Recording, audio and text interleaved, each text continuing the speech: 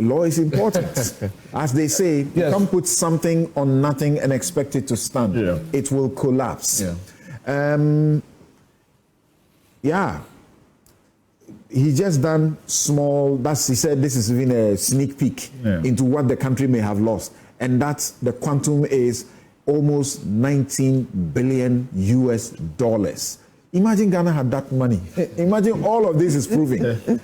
So we should look at the popular part of it that is good, the moral part of it that is good. So let's not focus too much on this law. Let's be clear. I am completely disagreed with people who are talking about law in this conversation now. The president-elect has no executive mandate. He has no power authority to appoint any committee and put them on state resources. He's entitled, as an individual who's coming into office, to put together a team of people to advise him whether to prepare the way as to how he exercises that executive mandate. And there's no, how is he going to execute or pass law to be able to put the committee together? As I understand now, the president-elect is traveling out of the country. He's not doing so on state resources. He's not going with the full complements of the state as he's doing that. In fact, I have in the past even questioned whether or not transition law should allow the president-elect, before he has been inaugurated, to be able to do those travels, because it imperils the security of the state. So in the same vein, to put together a group of people to advise him, he's entitled to do so. It is said to be preparatory. I think that if this committee had been inaugurated by the NDC as a party, we won't be having this conversation. I don't see any difference in that regard. The problem, but how could they, and to the extension of the president-elect also, you have de facto power, not de jure, not legal power. How can you institute an entity that interferes with my rights as a citizen? So you can only do things that are private, not as I understand now, they are entitled to say to the general public, whether the party or the individual, that anybody who has information, bring it to us as we are preparing to assume office. It is information gathering, as I understand it. Information is like a research commission. Now, the problem with what has happened now is that the names of the individuals who is appointing were issued on a letterhead that said the transition team. It then created an impression as if this was part of the transition process. Now, again, we're still a young republic in terms of transition, and the law is young. And that even though he has been president before, he has not been part of transition from the other side. He was as president, the law was passed in 2016. It is not part of the transition process, and that's where the confusion came from. That if this was something that had been declared on his Facebook page, as he has done on his travel, then we would have understood that that is not part of performing any executive functions, and it is not related to the transitioning process that is going on. So my hope then would have been that, even as we are going through this transition process, folks who are versed in constitutional and administrative law would advise into some of the things that can be issued on letterhead. And when certain things can be issued on president-elect letterhead, and certain things on transition team letterhead. So that's perhaps the only thought I would say here. All right. But talking about oral, I want to be clear. There's only one liner of Operation Recover All Loot to investigate, prosecute, and recover IPR. That the NDC says in the manifesto. People think that we are here and having this conversation by accident. We are not. One of the things that we, at Face the Country, purposely did, that we waited for when the election was over and decided we were going to blow and focus attention on oral. Because we wanted to be able to drive a mandate from the street to put pressure on the new incoming government. Because this is something that we think that that the Ghanaian populace want to see. And that we didn't want it to be part of the talk as usual. Now, in this conversation, we are very intent in being key stakeholders in the conversation about how we go about this and bringing ideas to the table. And at this stage, it's what we're asking all partners to lend support to the process. The problem we have is perhaps even the choice of name. Because we use operation, and I don't know why our penchant for military terminology always comes into play into some of these things. It has fed into that historical baggage of the military era, some of the emotiveness that follows the process. And that's what is creating some of these things.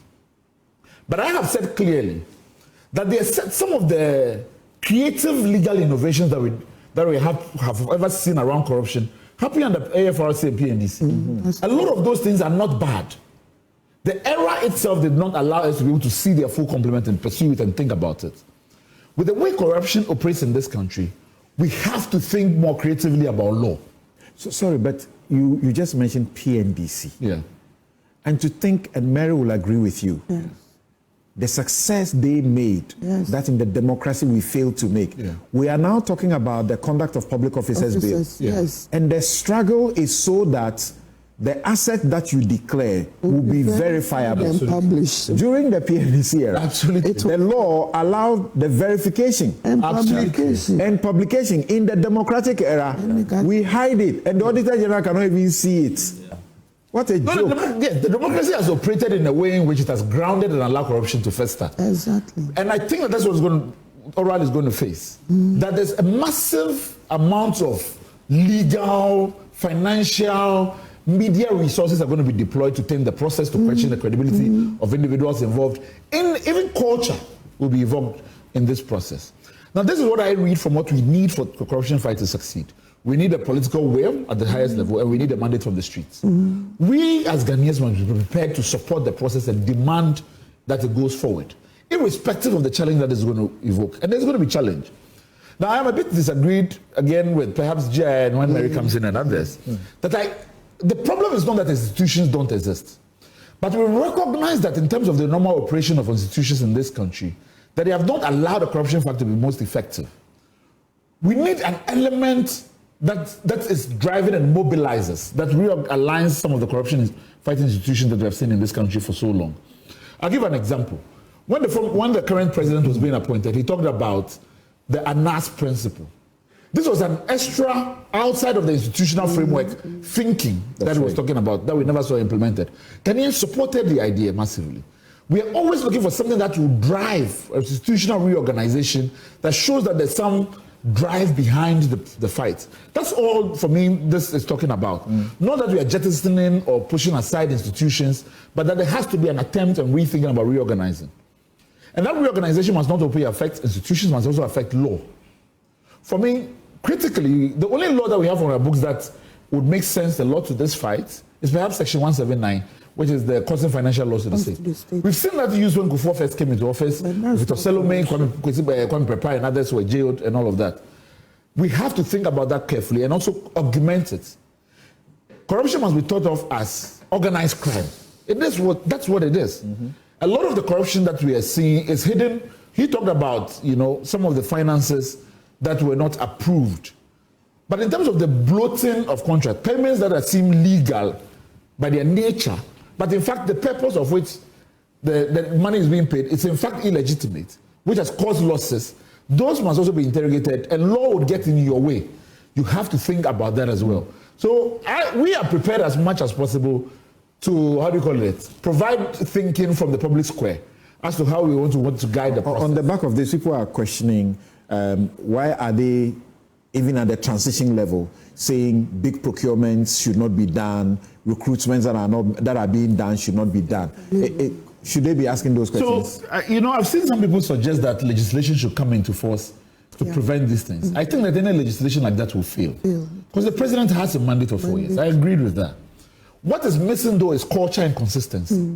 That we saw the former administration, even before Parliament, say they were going to sack people, they were doing all these things. Yes, my expectation is that if you believe in an ethic and principle, then you must maintain that conduct even in terms of your own selves. That's what we have not seen. I, for instance, hold the belief that in the last year of the presidency, he's a lame duck president and shouldn't make appointments to the Supreme Court and others. Not that he doesn't have the mandate, it's my principle and belief. That if a new administration come in and they do same, I'll stick on that viewpoint. And that's what we are not seeing in this conversation happening. But I think it will be a challenge to be able to say we are watering down your mandate in a particular point in time. That I find a challenge. All right. So that's perhaps my view on thinking on that. All right. So, Mary.